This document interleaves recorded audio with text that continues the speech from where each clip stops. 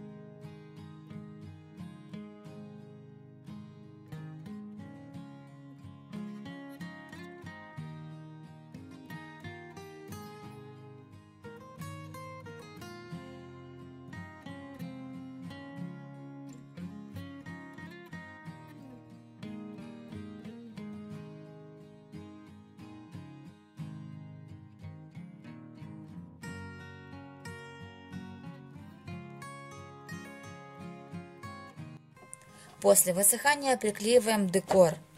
Я буду использовать розочки и листья из скотча. Как сделать такие розочки, ссылочку я оставлю в описании под видео, а также подсказка появится в правом верхнем углу экрана.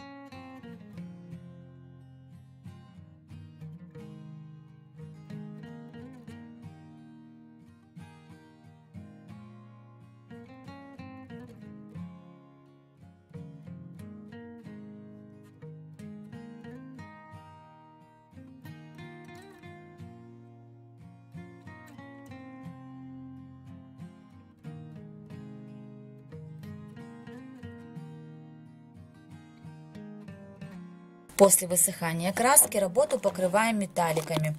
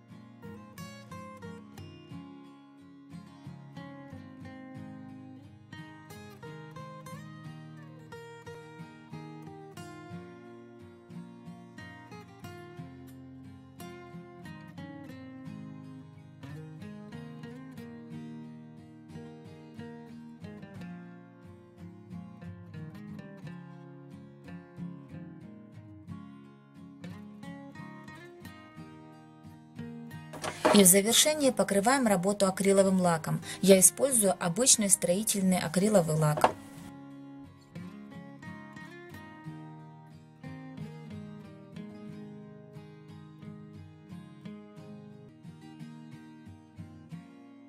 Наша туфелька-подставка под телефон готова. Также телефон можно поставить вот в таком положении. Например, если вы смотрите какой-то фильм. Буду рада, если мой мастер-класс вам понравится и пригодится. Желаю всем вам волшебного творческого вдохновения, весны в душе, побольше улыбайтесь, вдохновляйтесь, творите. Желаю вам всего самого-самого волшебно-прекрасного. До новых встреч!